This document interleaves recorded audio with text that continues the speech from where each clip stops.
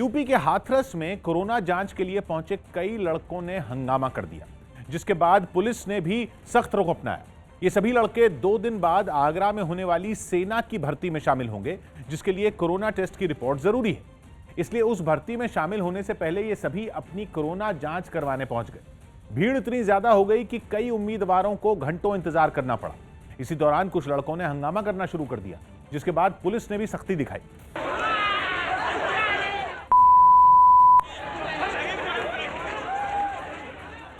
बताया गया कि भर्ती में शामिल होने वाले कई उम्मीदवार वहां एक दिन पहले ही कोरोना जांच के लिए पहुंच चुके थे और तय वक्त से पहले ही जांच की मांग करते हुए उन्होंने भी हंगामा किया। यहाँ पे कुछ भी नहीं हुआ, वही लाठी डंडे खा रहे हैं सुबह से। ये खबर भी सामने आई कि कोरोना जांच में देरी से नाराज कुछ उम्मीदवारों ने वहां हाईवे भी जाम किया। हालांकि पुलिस ने कुछ ही देर में उसे खुलवा दिया। सौभाग्य की बात यह कि कोई काम शांति और सब्र से करने की हमारी आदत ही नहीं है, क्योंकि हमने हंगामा करने को अपना जन्मजात अधिकार मान लिया है। कोरोना जैसी महामारी भी हमारी आदत नहीं सुधार पाई, उल्टे हमने अपनी आदत की वजह से इस महामारी को भी मजाक बना दिया। सोशल डिस्टेंसिंग की धज्जियां तो हम पहले से उड़ा रहे हैं, अब कोरोना टेस्ट का सर्टिफिकेट भी हम अपने हिसाब से बनवाना चाहते हैं। हमको टेस्ट रिपोर्ट से मतलब है, इस बात से हमारा कोई लेना देना नहीं है कि कोरोना की जांच करने में समय लगता है। हाथरस में हंगामा कर रहे युवकों ने स्वास्थ्य विभाग पर लापरवाही का आरोप लगाकर हंगामा तो किया, लेकिन अपनी जिम्मेदारी समझने को तैयार नहीं हुए। समझते तो समझ में आ जाता कि जांच कराने में थोड़ा वक्त लगेगा, क्योंकि स्वास्थ्य विभाग को कोरोना के संदिग्ध मरीजों की जांच भी करनी पड़ रही है। उन पर दूसरे मरीजों के इलाज का बोझ भी है, और स्कूल कॉलेज के हॉस्टल में रहने वाले छात्र छात्राओं को भी कोरोना टेस्ट की रिपोर्ट बनवानी पड़ रही है। उसका दबाव भी स्वास्थ्य विभाग के कर्मचारियों पर है। फिर सेना में भर्ती के लिए कोरोना टेस्ट कराने की मारामारी का अंदाजा तो पहले से ही था, क्योंकि सेना ने बहुत पहले बता दिया था कि 15 फरवरी से 8 मार्च तक आगरा में सैनिकों की भर्ती होनी है। तहसीलवार तारीख भी बता दी गई थी, और कोरोना की रिपोर्ट का प्रोफार्मा भी प्रवेश पत्र के साथ ही दे दिया गया था, जिसमें सरकारी डॉक्टर से सर्टिफिकेट लेना था कि उम्मीदवार को कोरोना नहीं है। इसमें यह बंदिश नहीं थी कि आरटी-पीसीआर टेस्ट कराना है या सिर्फ एंटीजन टेस्ट। बस ये शर्त है कि भर्ती के लिए आगरा पहुंचने से 48 घंटे पहले की टेस्ट रिपोर्ट ही मानी जाएगी। बताया गया कि हाथरस की सादाबाद तहसील के सैकड़ों युवक एक साथ कोरोना जांच कराने पहुंच गए। सब्र किसी के पास नहीं था, सबको अपना टेस्ट सबसे पहले कराना था। ऐसे में अराजकता तो फैलनी थी। हंगामा और रास्ता जाम करने पर आमादा इन युवकों ने यह भी नहीं सोचा कि वो भारतीय सेना में भर्ती होने की उम्मीद पाले बैठे हैं, जहां अनुशासन ही पहली शर्त होती है। आज के नौजवानों में सबसे ज्यादा कमी अनुशासन की दिख रही। ये हम सेना की भर्ती के लिए होने वाली रैलियों में पहले भी देख चुके हैं। करीब 3.5 साल पहले जबलपुर में सेना में भर्ती होने पहुंचे युवकों ने जो अंधेरगर्दी मचाई थी, वो अब तक वहां के लोग भूले नहीं हैं। तोड़फोड़, रास्ता जैम, आगजनी देखकर हैरानी हुई कि ऐसे उपद्रवी सेना में भर्ती होने का सपना भी कैसे देख सकते हैं।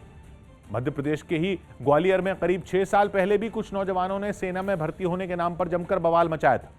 उन पर काबू पाने के लिए पुलिस को लाठियां चलानी पड़ी थी। जो बदनामी हुई वो अलग, फिर भी शांति और अनुशासन की बात इन युवकों को समझ में नहीं आ रही।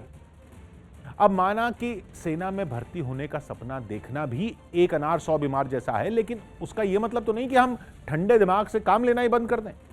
स्वास्थ्य कर्मचारियों पर पहले से बहुत दबाव है, कोरोना टेस्ट का दबाव भी बहुत ज्यादा है। स्कूल कॉलेजों के हॉस्टल खुल गए हैं, वहां जाने वालों को भी जांच रिपोर्ट चाहिए, मरीजों को भी देखना है।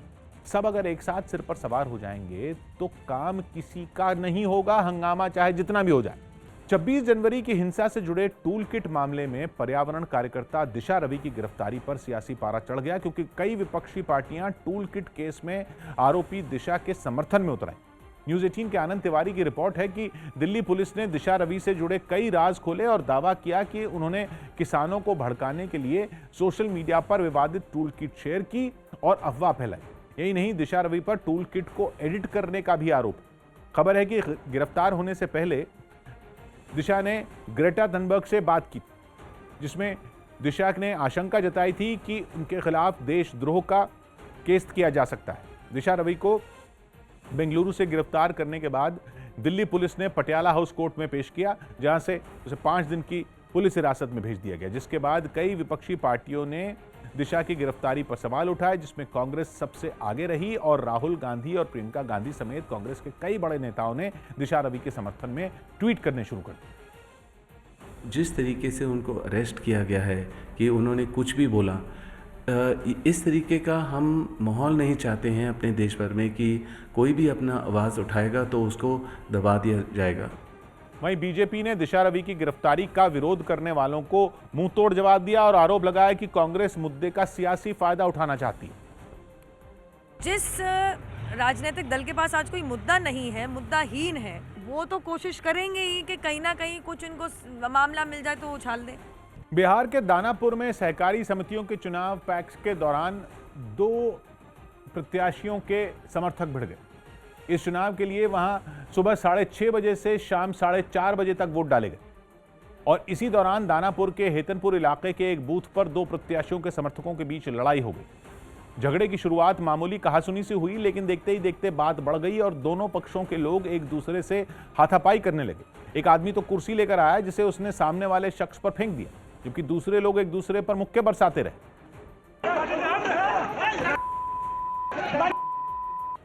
हालात बेकाबू होते देखकर पुलिस वालों ने मोर्चा संभाला और हंगामा करने वालों को लाठियों से पीटना शुरू कर दिया, लेकिन झगड़ा करने वालों के सर पर तो जैसे खून सवार था। वो पुलिस की लाठियां खाते रहे लेकिन शांत नहीं हुए। उल्टा उन्होंने बवाल तेज कर दिया और कुछ लोगों को जमीन पर पटक कर मारने लगे। फिर क्या था, पुलिस को समझ में आ गया कि लातों के भूत बातों से नहीं मानने वाले और उसने झगड़े में शामिल लोगों को दौड़ा दौड़ा कर पीटना शुरू कर दिया। इस पूरे हंगामे की वजह से कुछ घंटों तक मतदान रोकना पड़ा और बवाल खत्म होने के बाद वोटिंग फिर से शुरू की गई। बात की बात यह कि पैक्स यानी प्राइमरी एग्रीकल्चर क्रेडिट सोसाइटीज, किसानों की सहकारी समिति, जो यूं तो पूरे देश में है लेकिन बिहार में इसकी अहमियत थोड़ी ज्यादा है। बिहार में एपीएमसी एक्ट नहीं है, इसलिए किसानों की फसल की सरकारी खरीद भी पैक्स के जरिए होती है। किसानों के लिए खाद बीज और खेती के लिए लोन का इंतजाम भी पैक्स ही देखती है। अब अहमियत ज्यादा है, इसलिए पैक्स के चुनाव को भी लोगों ने पावर और प्रतिष्ठा से जोड़ लिया। ये सरपंच से भी छोटा चुनाव है, लेकिन बवाल इसमें भी दूसरे चुनाव की तरह ही हुआ। उम्मीदवारों ने फर्जी वोट डालने के आरोप लगाए। केंद्र शासित प्रदेश जम्मू कश्मीर के दौरे पर एक बार फिर अलग अलग देशों के राजनयिकों के जाने की खबर है। न्यूज़ 18 के शैलेंद्र वांगू की रिपोर्ट है कि 18 और 19 फरवरी को कुछ देशों के राजनयिक श्रीनगर, बारामूला और गुलमर्ग का दौरा कर सकते हैं। इस दौरान वो जम्मू कश्मीर में विकास और शांति बहाली को करीब से देखने की कोशिश करेंगे। इसके अलावा वो जिला विकास परिषद यानी डीडीसी के चुने हुए प्रतिनिधियों से भी मुलाकात कर सकते हैं। घाटी में 4G मोबाइल इंटरनेट सेवा बहाल होने के बाद राजनयिकों का ये पहला दौरा होगा। हालांकि आर्टिकल 370 के हटने के बाद ये तीसरा मौका होगा जब विदेशी राजनयिक हालात का जायजा लेने जम्मू कश्मीर जाएंगे। उत्तर प्रदेश के हरदोई से एक चौंकाने वाला वीडियो सामने आया जिसमें एक दारोगा गांव के कुछ लोगों को धमकाता नजर आया। इस दारोगा पर मामूली विवाद में 2 लोगों को पीटने का भी आरोप लगा और इस पिटाई से नाराज गांव वाले जब इकट्ठा हुए तो दारोगा ने अपनी पिस्तौल चलाने की धमकी दे डाली। तुझे दिखाऊंगा ना। इसके बाद गांव वालों पर धौंस दिखाने के लिए दारोगा ने हवा में फायरिंग भी की। गोली मारो, तुम मारो गोली। 2 भाइयों में लेन देन को लेकर हुए विवाद में जांच करने पहुंचे दारोगा ने खुद ही विवादों को न्योता दे डाला। इसी बीच किसी ने उनका मोबाइल ले लिया। मोबाइल आपका मिल जाएगा, मोबाइल लूट का मुकदमा लिखवाऊंगा अभी तुरंत। लिखवाने को आप कुछ भी लिखवा दो आप। मामले का वीडियो वायरल होने और पीड़ित परिवार की शिकायत के बाद एसपी ने दारोगा को लाइन हाजिर कर जांच के आदेश दे दिए। विभागीय जांच के आदेश एसपी महोदय द्वारा दिए गए हैं। हालांकि दारोगा की दलील है कि गांव वालों ने भी घेर कर उसे पीटा, इसलिए उसने आत्मरक्षा में गोली चलाई।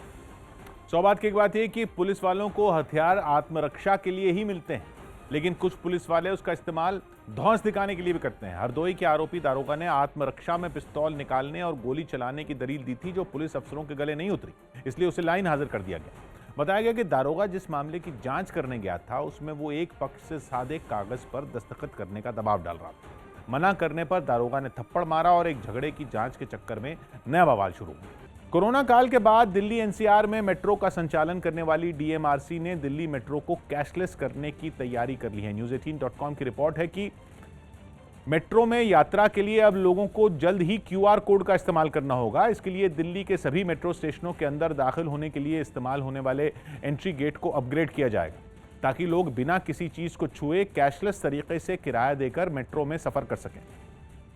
QR कोड के जरिए टिकट खरीदने के लिए लोगों को अपने फोन में एक ऐप डाउनलोड करना होगा, जिस पर खुद को रजिस्टर करने के बाद ये जानकारी देनी होगी कि कहां से किस स्टेशन तक जाना है, जिसके बाद सफर करने वाले लोगों की संख्या बताकर QR कोड के जरिए टिकट खरीदी जा सकेगी। पश्चिम बंगाल में सरस्वती पूजा पर भी चुनावी रंग चढ़ गया। टीएमसी और बीजेपी के समर्थक वहां के कई इलाकों में पंडाल बनाकर पूजा का आयोजन करवा रहे हैं। टीएमसी ने तो सरस्वती पूजा को सरकारी योजनाओं की जानकारी देने का माध्यम भी बना लिया।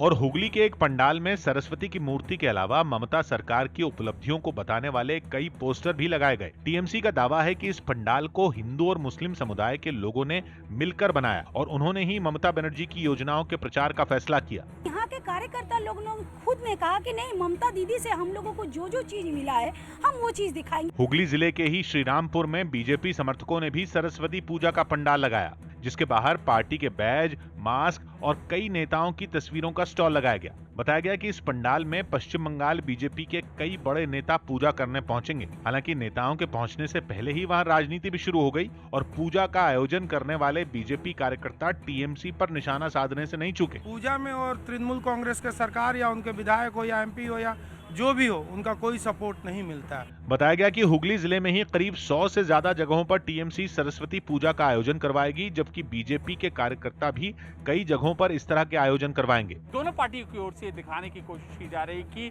जनता के मुद्दे वही समझते हैं और वही अध्यात्म के जरिए जनता के करीब हैं। चुनावी मौसम में टीएमसी ने मतदाताओं को साधने के लिए सरस्वती पूजा का मेगा प्लान तैयार किया है, जबकि बीजेपी भी लोगों को साधने की हर संभव कोशिश में जुटी है। सौभाग्य की बात है कि पश्चिम बंगाल में वहां स्कूल कॉलेजों में बसंत पंचमी के दिन सरस्वती पूजा की परंपरा नई नहीं है। नया कुछ है तो सरस्वती पूजा पर राजनीतिक रंग, जो पिछले साल से ही चढ़ा हुआ है। पिछले साल सरस्वती पूजा के पंडालों पर नागरिकता कानून और एनआरसी के खिलाफ माहौल बनाने की कोशिश की गई थी। इस बार वहां चुनाव का ऐलान बस होने ही वाला है। ऐसे में टीएमसी और बीजेपी ने इसे जनसंपर्क का जरिया बना लिया है। सुप्रीम कोर्ट ने एक याचिका पर सुनवाई करते हुए फेसबुक और व्हाट्सएप को नोटिस जारी किया। न्यूज 18 के एहतशाम खान की रिपोर्ट है कि नई प्राइवेसी पॉलिसी के पर सुप्रीम कोर्ट ने नोटिस भेजकर फेसबुक और व्हाट्सएप से 4 हफ्तों में जवाब मांगा। सुनवाई के दौरान कोर्ट ने कहा कि आप करोड़ों की कंपनी हो सकते हैं, लेकिन लोगों की गोपनीयता बेहद अहम है और लोगों में डर है कि उनके डेटा को कहीं और बेचा जा रहा है। ऐसे में लोगों की निजता की सुरक्षा करना हमारी ड्यूटी है। व्हाट्सएप और फेसबुक की नई प्राइवेसी पॉलिसी के खिलाफ सुप्रीम कोर्ट में याचिका दी गई थी, जिसमें आरोप लगाया गया था कि उनकी नई पॉलिसी से लोगों की निजता का हनन हो रहा है और डेटा लीक किया जा रहा है। आरोप यह भी लगाया गया कि व्हाट्सएप और फेसबुक यूरोप के देशों के लिए अलग नियम रखते हैं और भारत के लिए अलग। गुजरात के मोरबी में निकाय चुनाव के दौरान 2 उम्मीदवार आपस में गुत्थम गुत्था हो गए। भिड़ने वालों में एक उम्मीदवार कांग्रेस का और दूसरा बीजेपी का था, जो अपने समर्थकों और पुलिस वालों के सामने ही एक दूसरे से उलझ पड़े और उलझे भी ऐसे कि एक दूसरे के खून के प्यासे दिखने लगे। लड़ते हुए दोनों जमीन पर गिर गए, लेकिन न हाथ रुके और न ही पैर। पीछे खड़ा एक आदमी दोनों के पास आया तो लोगों को लगा जैसे वो दोनों को अलग करवाएगा, लेकिन उसने भी गिरे हुए एक उम्मीदवार पर घूंसे बरसाने शुरू कर दिए। तभी बीच बचाव करने वाले भी कुछ लोग आ गए।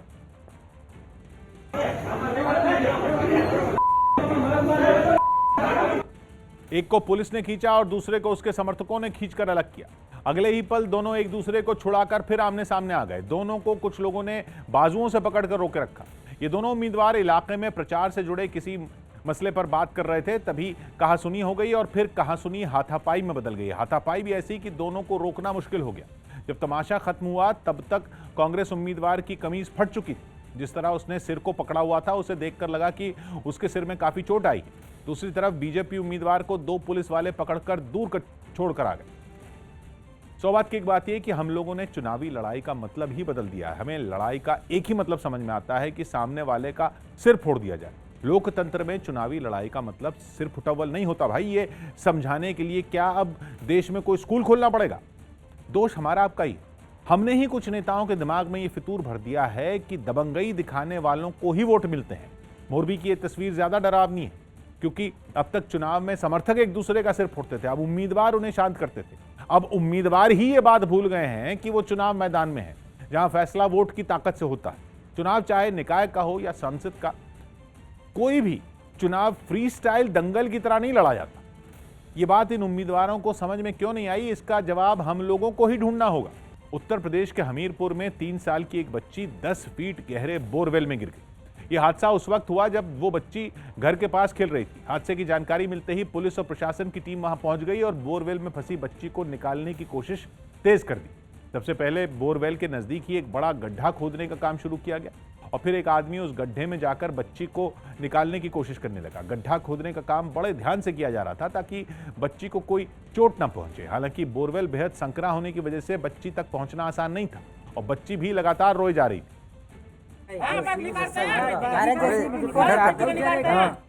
इसी बीच लोगों के कहने पर गड्ढे में मौजूद आदमी ने एक सफेद कपड़े को लड़की के हाथ में बांध दिया ताकि उसकी मदद से उसे ऊपर खींचा जा सके।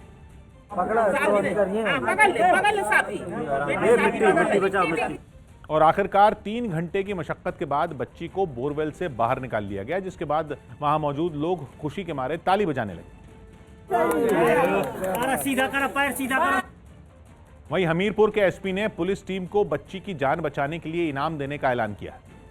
सौभाग्य की बात यह कि ऐसे गड्ढे हमारे जाहिल होने के सबूत के तौर पर देश भर में मौजूद हैं। जिन इलाकों में पानी का संकट ज्यादा है वहां ऐसे बोरवेल की संख्या भी ज्यादा है। हम पानी के लिए गड्ढे या बोरवेल खोदते हैं और पानी न मिलने पर उन्हें खुला छोड़कर कहीं और गड्ढा खोदने लगते हैं। इस तरह के खुले बोरवेल में छोटे बच्चों के गिरने की दिल दहला देने वाली घटनाएं भी हमारी अक्ल पर पड़ा ताला नहीं खोलती, क्योंकि हम लोग ठहरे घोर आशावादी। हम तो मानकर चलते हैं ना कि हमारे घर के आसपास बोरवेल अगर खुला भी हो तो हमारे लिए परेशानी नहीं होने वाली। सरकार ने बोरवेल को खुला छोड़ने पर पाबंदी लगा रखी है, उसे भी हम नहीं मानते। हमीरपुर की ये बच्ची खुशकिस्मत थी, वो जिस बोरवेल में गिरी वो ज्यादा गहरा नहीं था, इसलिए उसे बचा लिया गया। बच्ची को बचाने वालों ने वाकई इनाम वाला काम किया, लेकिन उस आदमी को सजा भी मिलनी चाहिए जिसने घर के पास बोरवेल को खुला छोड़ दिया। जब तक ऐसे लापरवाह लोगों को सजा नहीं मिलेगी तब तक उनकी करतूतों की सजा किसी न किसी मासूम बच्चे को भुगतनी पड़ेगी।